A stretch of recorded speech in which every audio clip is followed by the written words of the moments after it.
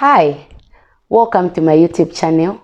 For those that are here for the first time, thank you so much for joining me, and I promise that you will not regret watching my video. To my returning subscribers, thank you so much for being here. I see your likes, I see your comments, I read all your comments. Thank you so much for your support, for your feedback. Thank you so much. I really appreciate it. So, today's video is inspired by a real story, a personal story, something that I went through. And this story really will show us to say everyone has got what it takes to start a business, but it is just our mind that tricks us. It is just our mind that will trick us into thinking you do not even have enough capital, you do not have enough strength, you do not have enough power, you do not have enough market, you do not have... It is just our minds that will trick us into thinking that way. So this story that I am going to share with you today is one of those stories that inspired me to start business. So a few days ago, I was sharing this story to someone, and they told me and advised me to say, why don't you share this story with people so that they get to learn from it? And I thought, okay, why not? If I learned from it, and from it, I draw a lesson, and I got to plan and to start a business. It was one of those things that I went through that inspired me to start business, even with small capital. One day I will share a story of how I started my first business and how much I had started with. I will share my story one day, but today I want to share this story so that we all learn and see that we all have got what it takes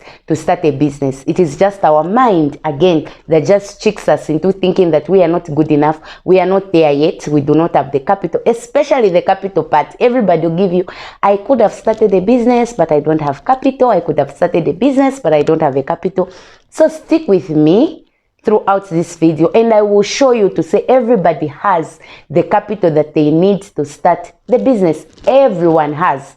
So this story started in 2016 because I completed school in 2015, and immediately after I completed high school, I was so excited about getting a job. I really wanted to get a job and find what to do, because I had been in school for all my life at that time. Since 2004 to 2015, I was in school. I grew up in school. I grew up doing something. I could go to school in the morning and knock off. So I was used to doing something. I wasn't used being home. So I was home for a few months and I really got tired. I wanted something to do.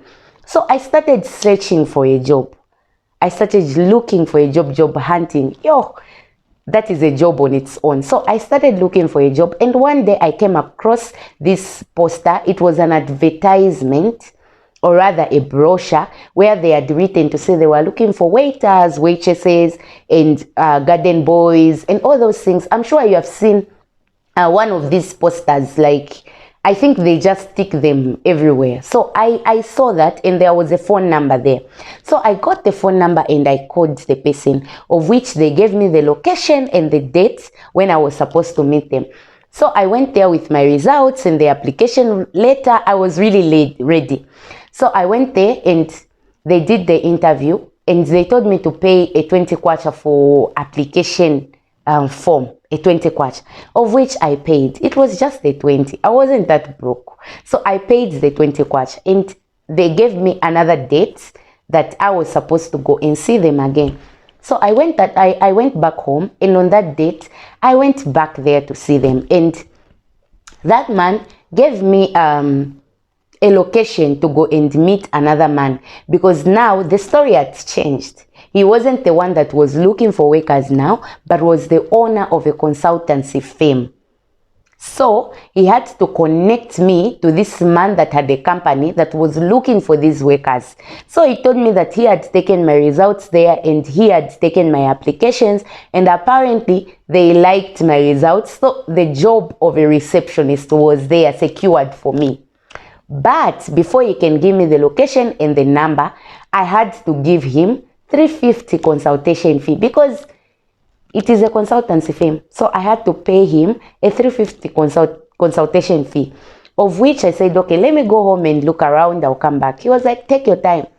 So I went home that very day. I asked around from my grandma, my mom, and they gave me that money. And the following morning, I went back and I paid him that money.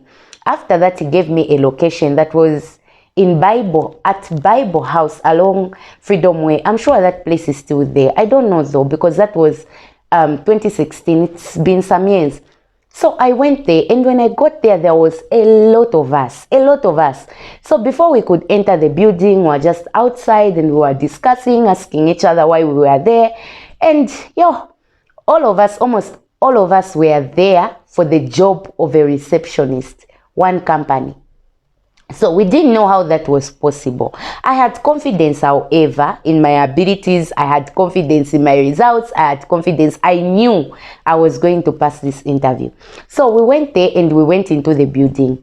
And when we got there, behold, we just found a warehouse, something that was, I can just call it a warehouse, because it was just a room with a lot of assorted goods, household goods like plates, pots, lunch boxes, warmers, food warmers, and anything like that, drinking bottles, a lot of assorted goods.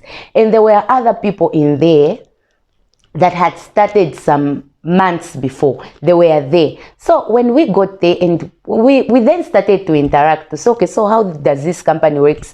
Is this just here? Do you have another company? Because we were all there for the job of a receptionist. So we started to ask around, and really these people weren't giving us the answers that we wanted to hear. It's like all of them also had gone for the job of a receptionist. How clever people are.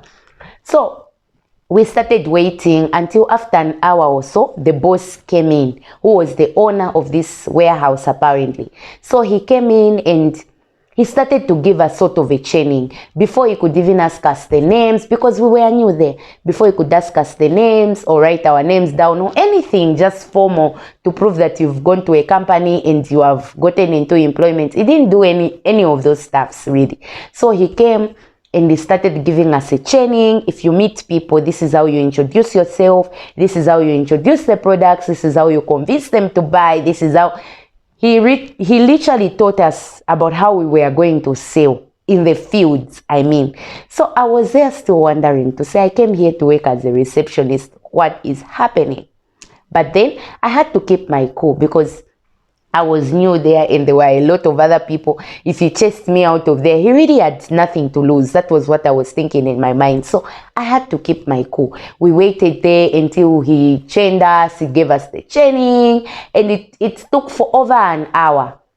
He taught us what he needed to teach us, and then to teach us. Then he now divided us in groups. Like he could put maybe 2 odd salespersons in there, and us, the new ones, he could put us in groups. And then after dividing us in groups, he started giving us the goods now. So he could give you maybe 2 sets of food warmers, some drinking bottles, and he gives you plates and whatever that he can give you. So when it came to my turn, after he gave me those things, I asked him to say, "Sir, with all due respect, me, from where I'm coming from, I came here to work as a receptionist." And that person told me to say my job was secured. I even paid him.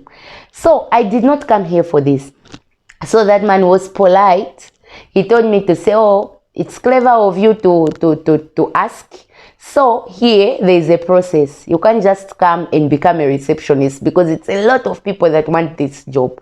So you go into the fields, you understand the field work first, and then that is when you can come back, and then we can promote you to the job that you want."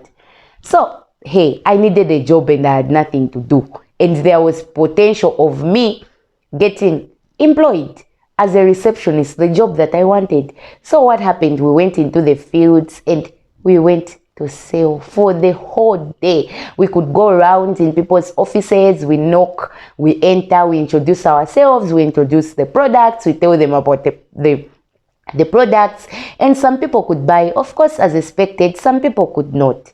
So however, one thing that I learned from there are other people that understood where these products were coming from, where these products were being ordered from. Like for instance, you can tell a person to say, "Okay, these are drinking bottles. I am selling them for 50 kwacha. If you had bought 2 days ago, you could have bought them for 100 kwacha. But since we are running a promotion, you can get them at 50 kwacha. If you get 2, I even give you 1 for free. And somebody will be like, what are you saying? These drinking bottles are like 15 kwacha in Golden Oaklet or something. I bought some, or I saw them at such a date.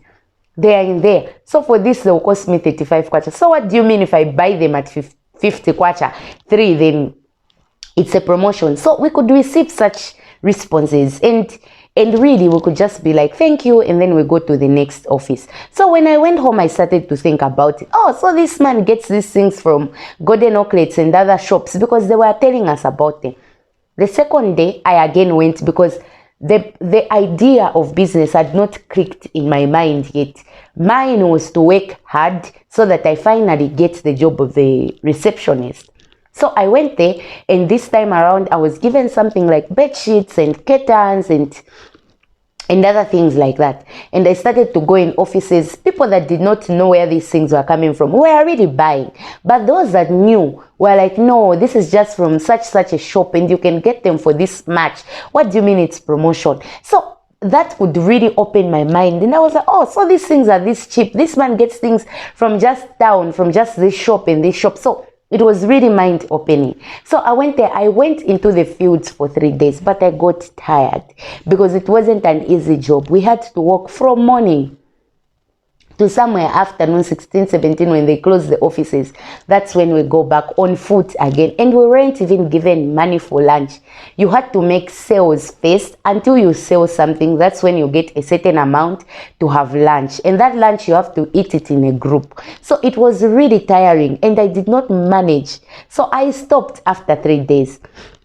And then I went home and sat down and started to think about it. I was like, okay, those people were telling me to say those drinking bottles that I was going to sell for that man, I can actually get them in Golden Oaklet or any other shop at somewhere like 15 kwacha. And I was there selling for another person. Why don't I get that 370 I had paid for consultation and the application form? I could have used the same money to buy whatever assorted items that I could have bought and sold, because this man could give you like 3 or 4 items. If he gives you maybe 2 bed sheets and 2 curtains, maybe that's it.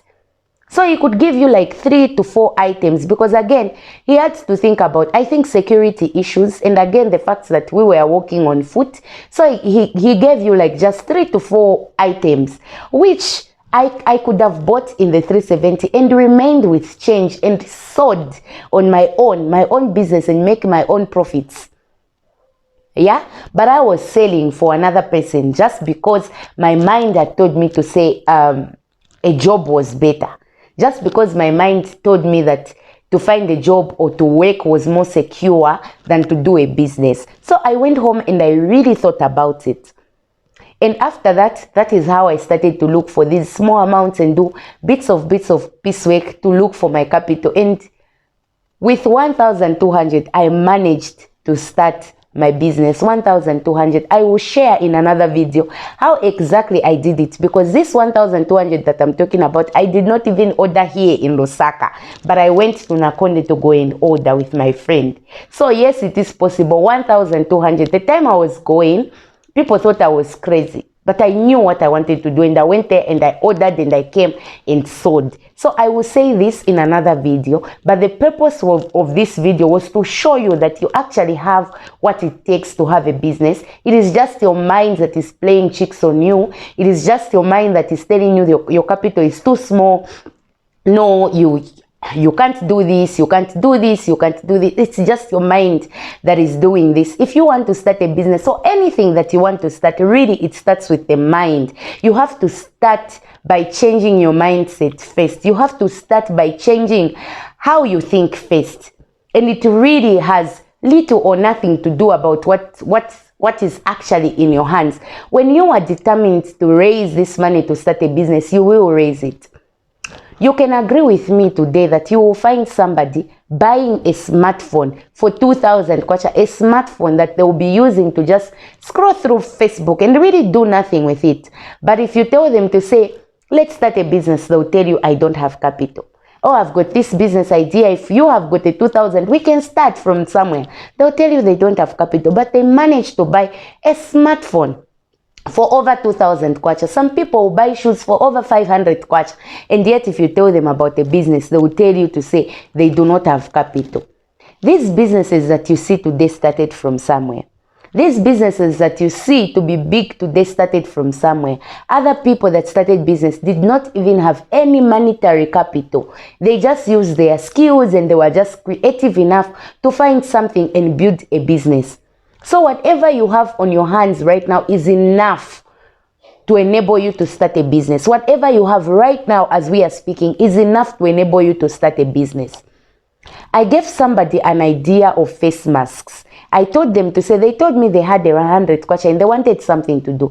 And I told them, why not buy 2 boxes of face masks and go and sell somewhere outside the shopping mall or somewhere else. You can just go and sell and make some little change. When we were talking, it was sounding like a joke. We even laughed about it.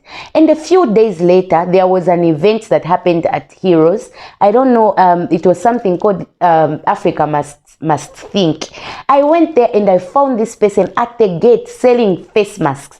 And they told me to say they had made a lot of money at that day. And they managed to raise at least even a quarter of what they needed to start their business. So really, whatever you have right now in your hands as we are speaking is enough for you to use to start a business. You don't need a lot of amounts. You don't need a lot of money for you to start a business. Whatever you have right now is enough for you to start a business. For me, that 370 that I had used to buy to pay for consultation fee, of which I wasn't even given the job that I want, and the 20 kwacha that I used, that 370 was enough for me to order those goods that I could have ordered.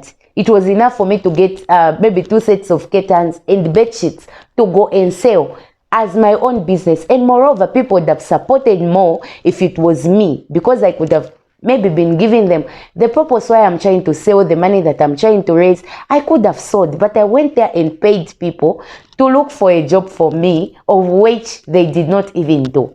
So you see, everyone has got what it takes to start a business. Everyone has what it takes to start a business. I am really passionate about a business because everyone wanting a job is not safe, guys, because the government cannot employ all of us. Companies cannot employ all of us. Not all of us will be lucky enough to get a job.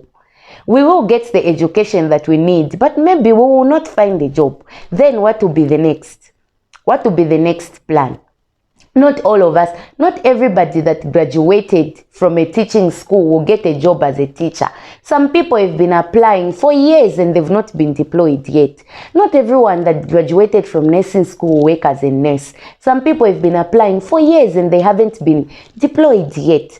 So not everybody that graduated from a business school that will be employed by a company. Some of us, our destiny is just to start our own businesses and grow them.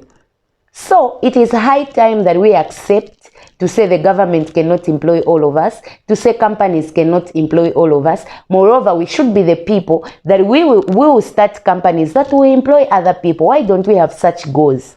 Not all of us have the luck of getting employed. Some of us, our destiny is to do business. So come on, rise up. That money that you have right now is enough to start a business for you. That amount that you have right now, not what you are thinking you will get, or what you are thinking you are to earn, or what you are thinking somebody will give you, or what you are thinking after I start to work, then this salary, I'll put it into a business. That you have right now is enough for you to start a business. So I have come to the end of my video. Thank you so much for watching, and I wish you the best. That person that has made up their decision to start a business, I wish you the best. I wish you success, and I wish that you win, that one day you will stand to testify, to say this is how small you started and this is how big you've grown, because such are the stories that we are looking for. Thank you so much for watching, and remember to subscribe, to like, to hit the notification bell so that each time I upload a video, you will be notified. Thank you so much for watching, and again, bye and all the best.